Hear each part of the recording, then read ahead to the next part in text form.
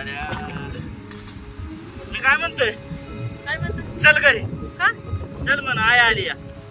काय करू आली तर आय आले मग सांगत आलं मला अगं चल म्हण. नका बाहेर राहणार तिथं झालेलं काढायचं टिकल्या टिकल्या लई यायला अगं उद्या काढून टिकल्या. नका आई आली म्हण घरी, चल. अगं माझी आई आली, तुझी आई आली या. माझी आई आली मग काय सांगतोय मी. चला चल चला चला लवकर चल, ये पण घालते.